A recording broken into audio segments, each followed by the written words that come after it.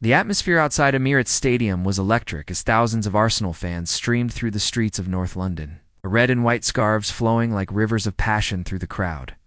It was the final match of the season, and Arsenal needed just 1 point to secure their first Premier League title in nearly 2 decades. The excitement was infectious, with fans from every corner of London and beyond converging on the stadium for what could be the most important 90 minutes in recent club history. Among the sea of supporters, a group of 5 lifelong Arsenal fans had positioned themselves near the stadium's main entrance, hoping to catch glimpses of their heroes. As the team bus arrived, Tommy Richardson, a 35-year-old plumber from Islington, had been following Arsenal since he was 6 years old. His father had brought him to his first match at Highbury, and now he was continuing the tradition with his own 12-year-old son Marcus, who wore a pristine Arsenal jersey with his favorite player's name emblazoned across the back. Standing beside Tommy was his best mate Dave Collins, a construction worker whose love for Arsenal bordered on obsession. Dave had a season ticket for 15 years and had traveled to away matches across Europe, spending thousands of pounds he couldn't really afford just to support his beloved Gunners. His knowledge of Arsenal history was encyclopedic, and he could recite statistics and memorable moments from decades past with the precision of a sports commentator. The third member of their group was Sarah Mitchell, a 28-year-old teacher, who had broken barriers as one of the few female regulars in their pub's Arsenal supporters club. She had earned respect through her passionate support and deep understanding of the game, often proving more knowledgeable about tactics and player statistics than many of the male fans who had initially questioned her presence. Sarah's voice was one of the loudest during matches, and her analytical insights had become valued contributions to their pre-match discussions. Joining them was Raj Patel, software engineer who had moved to London from Mumbai 5 years earlier, drawn by both career opportunities and his obsession with Arsenal. He had discovered the club through satellite television broadcasts in India and had dreamed of one day watching them play at their home stadium. His enthusiasm for the club had helped him integrate into British culture, and his friendship with Tommy's group had become one of the most meaningful aspects of his life in London. The 5th member was Old Pete, a 72-year-old retired dock worker who had been supporting Arsenal for over 60 years. He had witnessed their greatest triumphs and most heartbreaking defeats, and his stories of legendary players and historic matches had become the stuff of legend among younger fans. Despite his age, Pete's passion for the club remained as fierce as ever, and he rarely missed a home match, despite his pension barely covering the cost of tickets.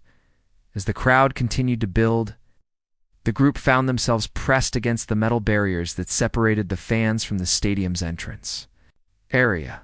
Security guards were positioned at regular intervals, maintaining order and ensuring that the excited supporters didn't breach the designated areas. Most of the guards were professional but unremarkable, going about their duties with the practiced efficiency of people accustomed to managing large crowds during high-stakes matches. However, one guard stood out from the rest. Positioned directly in front of Tommy's group was a tall, imposing figure wearing the standard black security uniform.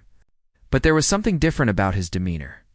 While the other guards seemed focused purely on crowd control, this man appeared to be genuinely observing the fans around him, his eyes moving carefully from person to person as if he was studying their behavior and emotions rather than simply monitoring for potential trouble.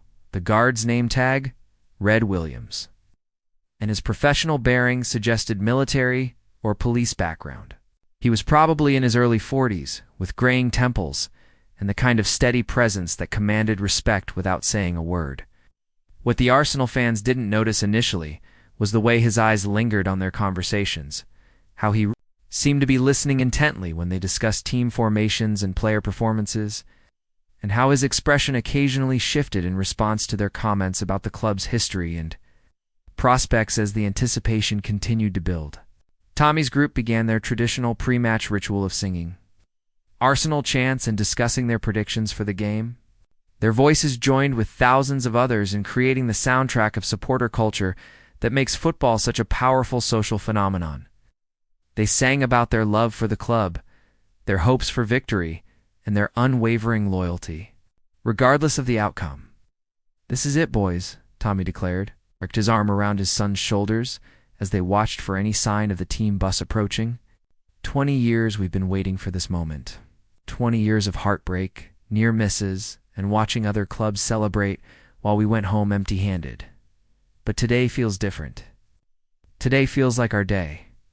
Dave nodded enthusiastically, his scarf wrapped around his neck despite the warm weather. I can feel it in my bones, mate.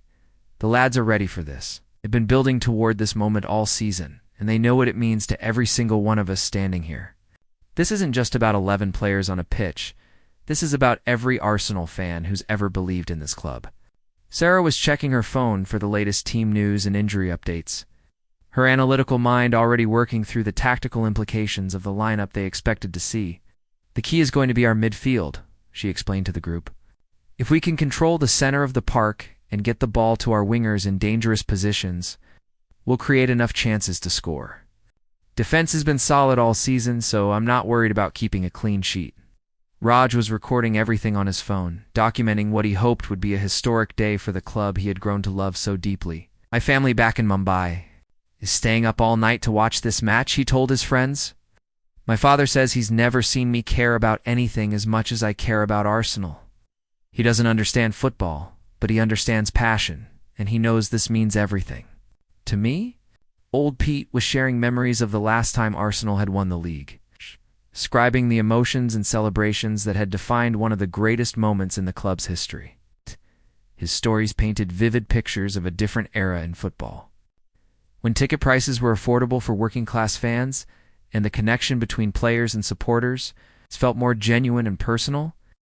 As the minutes ticked by and the crowd continued to swell, Tommy's group noticed that guard Williams seemed unusually attentive to their conversations.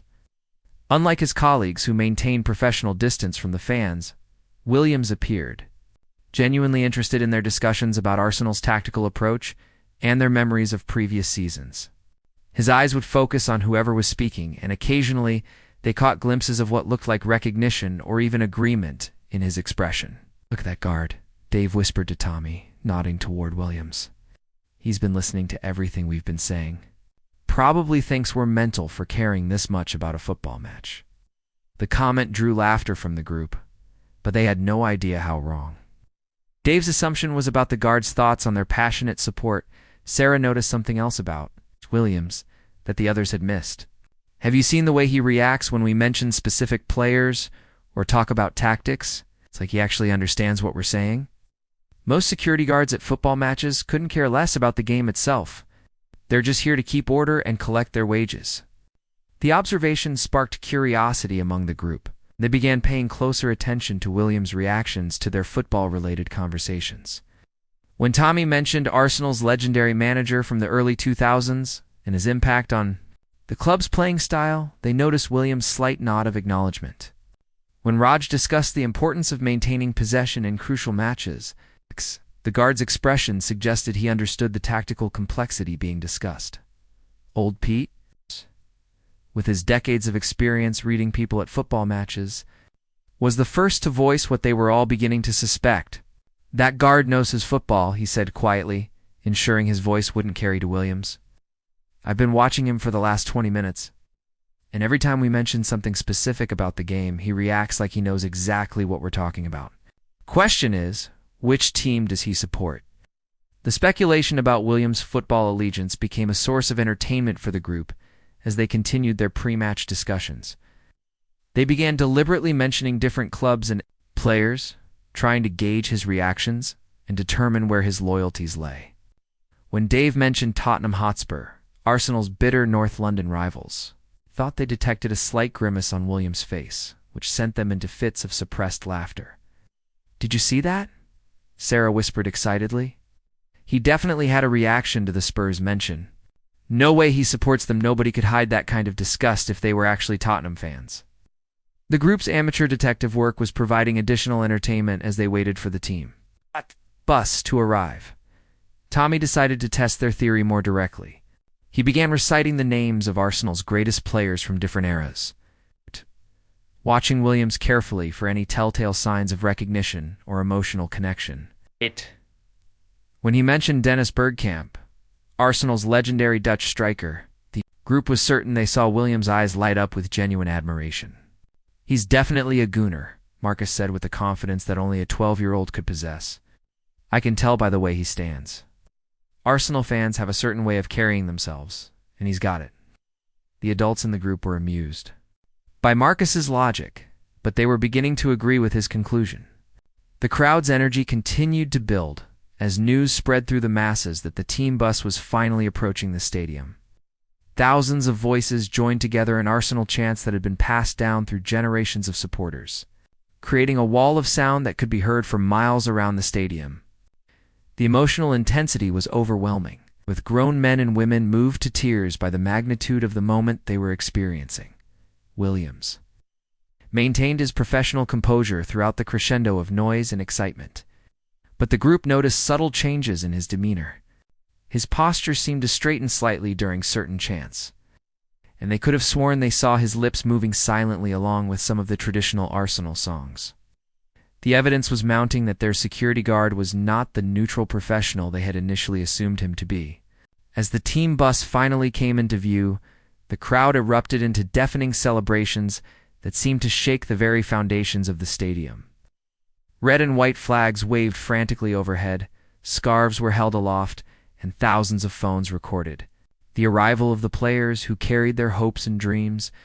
The noise was so intense that normal conversation became impossible, forcing the fans to communicate through gestures and shared expressions of joy and anticipation. Tommy's group pressed forward against the barriers, desperate to get closer looks at their heroes as they disembarked from the bus. The players waved to the crowd and smiled at the incredible display of support, but they quickly made their way toward the stadium entrance, knowing they needed to focus on the massive task ahead of them. The weight of expectation was visible on their faces, but so was their determination to deliver the result their supporters had been dreaming about for so long. In the chaos of the team bus arrival, something unexpected happened. As the crowd surged forward and the noise reached its peak, Williams was knocked slightly off balance by the pressing masses of fans. Tommy instinctively reached out to steady the guard, and in that brief moment of physical contact and eye contact, something passed between them that transcended the usual barrier between security personnel and supporters. "Thanks, mate," Williams said quietly, his voice barely audible above the crowd noise. But Tommy caught something in his tone of warmth and familiarity that suggested this wasn't just professional courtesy. There was something more personal in the guard's acknowledgement, something that hinted at a shared connection that went deeper than their respective roles at the stadium. The moment was brief, lasting only a few seconds before Williams returned to his professional duties and Tommy was swept back into the excitement with his group. But that brief interaction had planted a seed of curiosity that would grow throughout the evening, leading to revelations that would surprise everyone involved and create a memory that would last far beyond the final whistle of the match. The match itself was a roller coaster of emotions that tested the nerves of every Arsenal supporter in the stadium. Tommy's group had managed to secure seats in the lower tier, close enough to feel the energy of the players and hear the tactical instructions being shouted from the touchline. The first half was a tense affair, with both teams clearly feeling the pressure of the occasion and struggling to create clear scoring opportunities.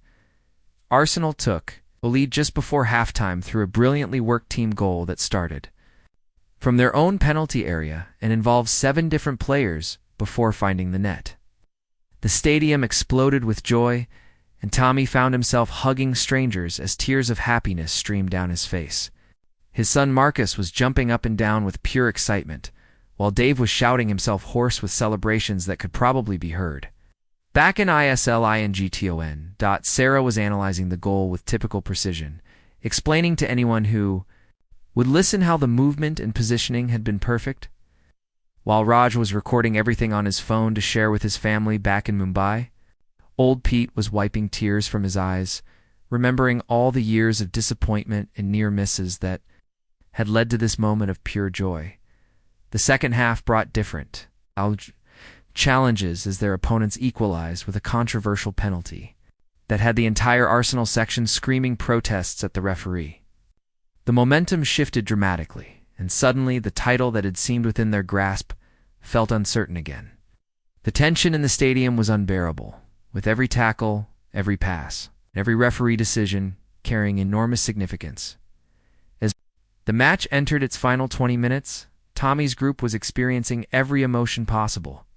Hope, fear, anger, desperation, and determination cycled through them in waves as the game swung back and forth. The players on the pitch were giving everything they had, throwing themselves into tackles and running until their legs could barely carry them, driven by their understanding of what this result meant to the supporters who had followed them through decades of ups and downs. With 10 minutes remaining, Door Snell regained the lead through a spectacular long-range strike that left the goalkeeper with no chance. The goal was so perfect, so timely, and so emotionally significant that it seemed to suspend reality for a few seconds before the celebration erupted with volcanic intensity. Tommy grabbed his son and lifted him high in the air, both of them screaming with joy as they realized they were witnessing history being made. But football is cruel, and with just 3 minutes left on the clock, their opponents scored again to level the match at 2-2. The silence that fell over the Arsenal sections was deafening, a crushing quiet that seemed to suck the life out of the stadium. 20 years of waiting, 90 minutes of hope, and now it seemed like it might all slip away in the cruelest possible fashion. The final minutes felt like hours as Arsenal pushed forward desperately seeking a winner while their opponents defended with increasing desperation. Every attack felt like it might be the last chance. Every defensive header felt like a victory. And every second that ticked away brought them closer to either glory or heartbreak. Then, in the 4th minute of added time, magic happened. A corner kick was delivered perfectly into the penalty area. There was a scramble involving half a dozen players, and suddenly the ball was in the back of the net. Arsenal had scored the winner with virtually the last kick of the match, securing not just the victory, but the Premier League title that had eluded them for so long. The scenes of celebration that followed were unlike anything any of them had ever experienced. Grown men were crying openly. Strangers were embracing like long-lost family members. And the noise was so loud that it seemed to create its own weather system inside the stadium. Tommy was sobbing uncontrollably while hugging his son, knowing that this moment would bond them forever and become a story they would tell for the rest of their lives. Dave was dancing with complete strangers, his voice completely gone from screaming, but his face radiating pure joy. Sarah was taking photos and videos of everything, trying to document every second of the historic celebration. Raj was calling his family in Mumbai despite the massive international phone charges. Needing to share this moment with the people who mattered most to him, old Pete was standing quietly in the middle of the chaos, tears streaming down his weathered face as he absorbed the magnitude of what he was witnessing. After 60 years of supporting Arsenal through triumph and disaster, he was finally seeing them win the league again. The emotion was too much for words, but his expression said everything about what this moment meant to him. As the celebrations continued around them, Tommy remembered the security guard who had been so attentive to their conversations before the match. Williams had been professional and mysterious, but Tommy couldn't shake the feeling that there had been something more to his interest in their group. The brief moment of connection they had shared when Tommy helped steady him during the team bus arrival felt significant in a way that was hard to explain. "I wonder what that guard Williams is thinking right now," Tommy said to Dave, during a brief lull in the celebrations. "He seemed like he understood what this all meant to us. I bet he's somewhere in this stadium right now, probably having to maintain his professional composure while his heart is going mental like ours." Dave nodded, remembering their speculation about Williams' true allegiances. If he really is a gooner like we suspected, then he's probably dying inside right now, wanting to celebrate but having to keep it professional because he's working. Can you imagine having to stay calm and collected when your team just won the league? The thought of Williams having to suppress what would naturally be overwhelming joy added another layer of appreciation for what they had just experienced. They were free to express every emotion, to scream and cry and hug strangers, while he was bound by professional obligations, to remain neutral and controlled regardless of his personal feelings. Little did they know that their speculation about Williams' situation was about to be proven dramatically wrong. and that the security guard who had intrigued them so much was about to do something that would shock everyone in the stadium and create a moment that would be talked about for years to come. As the initial wave of celebration began to settle into a more sustained atmosphere of joy and disbelief, Tommy's group started making their way toward the stadium exits with the rest of the Arsenal supporters. The corridors were packed with fans who were reluctant to leave, wanting to extend this perfect moment for as long as possible. Conversations were happening everywhere as people shared their experiences of the match and their emotions about finally achieving what they had dreamed about for so long. "I can't believe it's actually happened," Sarah said, her voice hoarse from screaming during the match. 20 years of waiting, and now it feels almost surreal. Like I'm going to wake up tomorrow and discover it was all just an incredibly vivid dream. Her sentiment was echoed by thousands of other supporters who were struggling to process the magnitude of what they had just witnessed. As they slowly moved through the crowded concourse, Tommy spotted a familiar figure ahead of them. Guard Williams was directing fans toward the appropriate exits, maintaining the same professional demeanor they had observed before the match. But now Tommy was looking at him with different eyes, knowing what they had all just experienced and wondering how Williams was handling his emotions, if he was indeed a secret Arsenal supporter. "There he is," Tommy said to his group, pointing toward Williams. "Let's go thank him for being sound earlier. Maybe we can finally figure out if our suspicions were right about him being a gooner." The group agreed, curious to see how Williams would react now that the match was over and Arsenal had achieved their historic victory. As they approached Williams, they could see that maintaining his professional composure was requiring considerable effort. His jaw was clenched slightly, and there was an intensity in his eyes that suggested he was fighting to keep his emotions under control. When he noticed Tommy's group approaching, his expression shifted to one of polite recognition. But they could see something else beneath the surface. "Excuse me, mate," Tommy said as they reached Williams. "Just wanted to thank you for being brilliant earlier when the crowd got a bit mad during the team bus arrival. You handled everything really professionally." Williams nodded with a slight smile, but his response was carefully controlled and neutral. "Just doing my job, sir. I hope you and your family enjoyed the match." The words were appropriate and professional. But Tommy caught something in Williams' tone that suggested he was holding back much more than he was revealing. There was an undercurrent of emotion that professional training couldn't completely suppress. Dave decided to test their theory one more time. What a match that was. Mental finish. Arsenal fans have been waiting 20 years for a moment like that. It's to be amazing for anyone who supports the club. He watched Williams carefully for any reaction that might confirm their suspicions about his true allegiances. Williams maintained his neutral expression. But they all noticed a slight tightening around his eyes, and what looked like the beginning of a smile that he quickly suppressed. "I'm sure all the Arsenal supporters are very happy tonight," he replied carefully. It was certainly an exciting finish to the season. Marcus, with the directness that only children possess, decided to ask the question that all the adults were dancing around. "Are you an Arsenal fan?" he asked Williams simply. "You look like you knew what we were talking about earlier when we were discussing the team. And you seem really interested in football, not like the other security guards." The question hung in the air as Williams looked down at the 12-year-old boy who had cut straight to the heart of what everyone was wondering. For a moment, his professional mask slipped slightly, and they could see the internal struggle between his duty to remain neutral and his desire to connect with fellow supporters on what was clearly an emotionally significant night. "I appreciate football as a sport," Williams said carefully, "and I understand how much it means to the fans. Tonight has been very special for a lot of people." His diplomatic answer is technically accurate, but clearly avoided giving them the direct confirmation they were seeking. Old Pete stepped forward. With the wisdom of someone who had been reading people at football matches for over 60 years, "Son," he said gently to Williams, "I've been watching you all evening, and I know a fellow Arsenal fan when I see one. Your reactions, your body language, the way you listen when we talk about the club, you're one of us, aren't you?" The directness of Pete's observation seemed to break through Williams' professional defenses. His shoulders sagged slightly, and for the first time, they saw genuine emotion cross his face.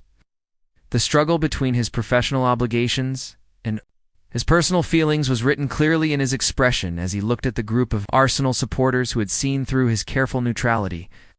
"Look," Williams said quietly, glancing around to make sure his supervisors weren't within earshot. "I've been working security at football matches for 8 years, and I've always managed to keep my personal feelings separate from my professional responsibilities. But tonight," his voice trailed off as he struggled to find the right words. "Tonight was different," Sarah prompted gently, sensing that Williams was on the verge of opening up about what he had been experiencing during the match. The group waited patiently, understanding that they were witnessing someone wrestling with conflicting emotions and obligations. Williams took a deep breath and seemed to make a decision. "Tonight was the hardest shift of my entire career," he admitted. "Do you know what it's like to watch your team score the winner in the final minutes to win the league and not be able to show any reaction? To hear 60,000 people celebrating the thing you've dreamed about for 20 years and have to stand there looking professional and neutral." The admission was like a dam bursting, and suddenly Williams' carefully maintained professional facade crumbled. The emotion he had been suppressing throughout the evening was visible in his eyes, and the group realized they were witnessing something extraordinary. A fellow Arsenal supporter who had been forced to experience the greatest moment in recent club history in complete isolation. "I've had a season ticket for 15 years, Williams continued, his voice thick with emotion. Section 27, row K, seat 15. "I've missed maybe 10 home matches in all that time. But tonight, the most important night in 20 years, I had to work. I had to stand outside and listen to the crowd reactions to know what was happening in the match. I had to watch other people experience what I've been dreaming about my entire life." The revelation hit the group like a physical blow. They had suspected Williams was an Arsenal fan, but they had never imagined the cruel irony of his situation.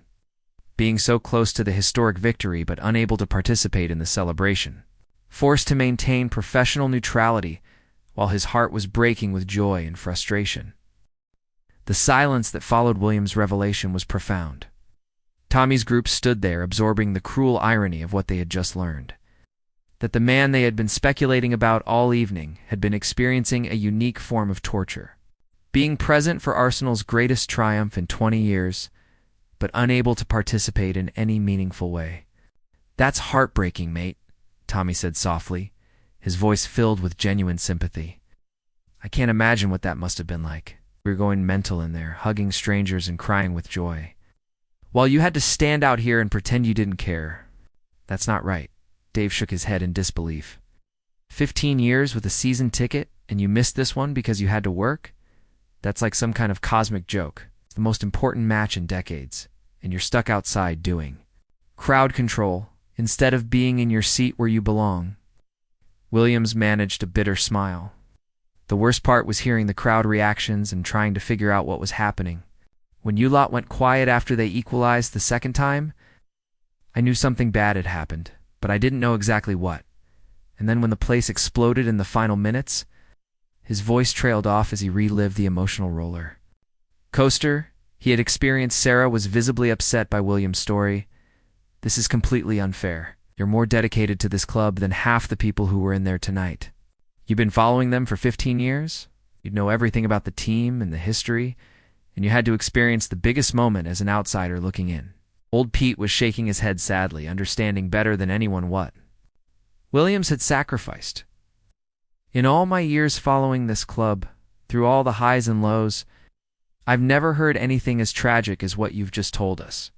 To be that close to your dream and not be able to experience it properly, that's worse than not being here at all." Marcus looked up at Williams with the innocent concern that only children can express. "Aren't you allowed to be happy when your team wins, even if you're working?"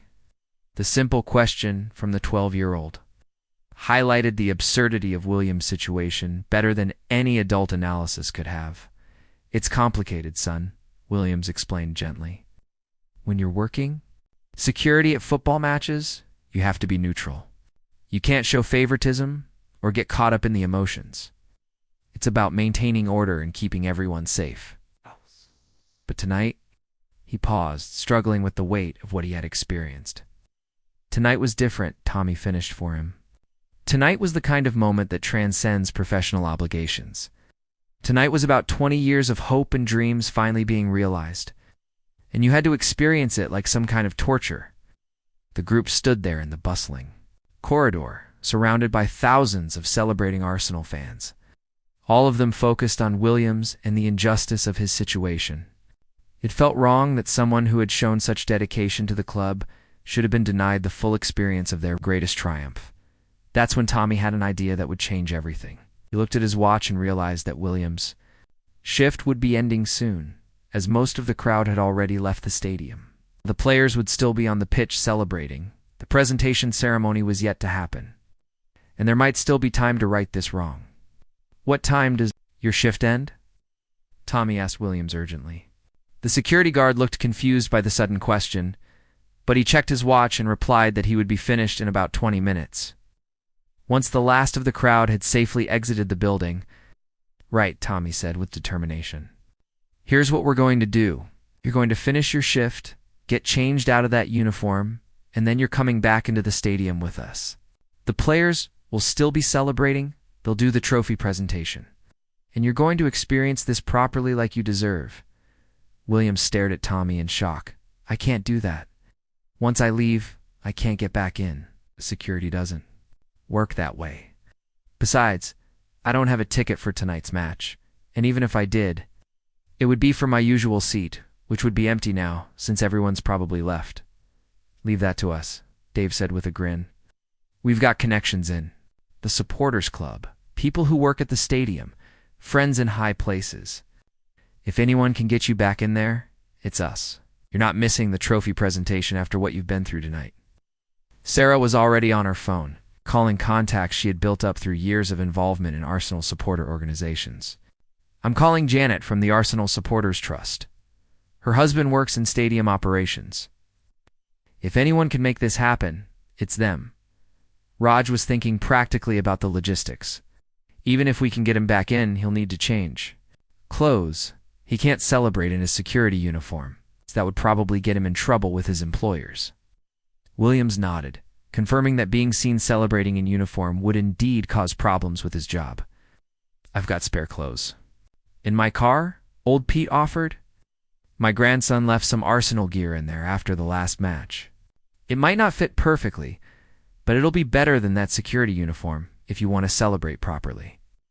Williams was overwhelmed by the generosity and determination of these fans who barely knew him. "You don't understand," he said. "Appreciate what you're trying to do, but it's not that simple. Even if you could somehow get me back in, I couldn't afford to lose this job. I've got a mortgage, responsibilities. I can't risk getting fired for breaking protocol." Tommy placed a hand on Williams' shoulder. "Mate, we're not asking you to break protocol. Your shift ends in 20 minutes, right? After that, you're not working security anymore. You're just another Arsenal fan who wants to see his team celebrate. Winning the league? There's nothing wrong with that." The conversation was interrupted by Sarah's excited voice as she finished her phone call. "I've got good news. Jeanette's husband is still at the stadium, and he says the trophy presentation won't start for at least an hour. They're waiting for all the crowd to clear out so they can do it properly.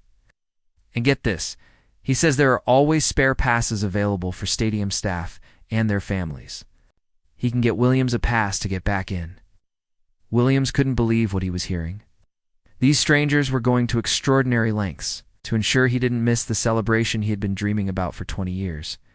The generosity was overwhelming, but he was still hesitant about accepting their help. "I don't know what to say," Williams said, his voice thick with emotion. "You barely know me, and you're willing to do all this just so I can see the trophy presentation? Why would you go to all this trouble for someone you just met?" "'Cause you're one of us," Marcus said simply, with the clarity that only children possess. "You love Arsenal just like we do, and tonight is special for all of us. It wouldn't be right if you missed it because you had to work." Old Pete nodded in agreement. "Son, I've been supporting this club for 60 years. I've learned that being an Arsenal fan means looking out for each other. What happened to you tonight was unfair, but we can still make it right. That's what supporters do. We stick together." Williams looked around at the faces of these people who had adopted him as one of their own. Despite having known him for less than a day, the emotion was written clearly on his face as he realized that his long, lonely vigil outside the stadium was about to end, and he was going to experience Arsenal's triumph the way it was meant to be experienced, surrounded by fellow supporters who understood exactly what this moment meant. What happened next became the stuff of Arsenal legend, a story that would be told in pubs and supporter clubs for years to come. Williams finished his security shift with tears in his eyes, barely able to concentrate on his final duties as the magnitude of what these strangers were doing for him sank in. When he was officially clocked out and no longer bound by his professional obligations, Tommy's group sprang into action with military precision. Old Pete's car was parked nearby. True to his word, he had Arsenal shirts and scarves belonging to his grandson. Williams changed in the car park, trading his black security uniform for a red Arsenal shirt that was slightly too small but felt like the most comfortable clothing he had ever worn. The transformation was remarkable.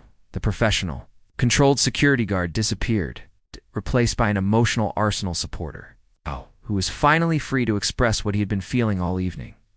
Sarah's contact at the stadium had been as good as his word. A temporary pass was waiting for Williams at the staff entrance, allowing him access to the stadium for the trophy presentation ceremony. As they walked back toward the Emirates, Williams kept expecting someone to stop them, to tell him this was all a mistake and he couldn't be there. But the pass worked perfectly, and soon they were walking through corridors he had only seen from the outside. The stadium had been transformed since they left it an hour earlier. Most of the general crowd had gone home, but several thousand dedicated supporters had remained for the trophy presentation. The atmosphere was different now, less frantic celebration and more sustained joy. The deep satisfaction of people savoring a moment they had waited decades to experience. Williams' emotional state as they found seats was indescribable. After years of professional detachment, he was finally free to feel everything he had been suppressing. When the Arsenal players emerged from the tunnel, wearing championship t-shirts and carrying bottles of champagne, Williams broke down completely. 20 years of frustration, hope, and dedication poured out of him in tears of pure joy. Tommy put his arm around Williams' shoulders as they watched the captain lift the Premier League trophy high above his head. "This is how it was supposed to be," Tommy said softly. "This is how you deserve to experience this moment." Williams could only nod, too overwhelmed with emotion to speak. The trophy presentation was everything Williams had dreamed it would be. The players' joy was infectious. Their appreciation for the supporters was genuine, and the significance of the moment was acknowledged by everyone present. Fireworks lit up the North London sky. Confetti fell like snow. 60,000 empty seats seemed filled with the ghosts of Arsenal supporters from decades past who had dreamed of this moment but never lived to see it. As the ceremony continued, Williams found his voice again. "I can't believe you did this for me," he told the group. "I was resigned to missing the whole thing, to experiencing the greatest moment in Arsenal's recent history through crowd noise and secondhand reports. But you made sure I got to be here properly." Dave was recording everything on his phone, making sure Williams would have permanent documentation of the moment he almost missed. "This is what being a Gooner is all about," he said. "We look after each other, we share the big moments, and we make sure nobody gets left behind. You've been supporting this club for 15 years, you earned your place here tonight."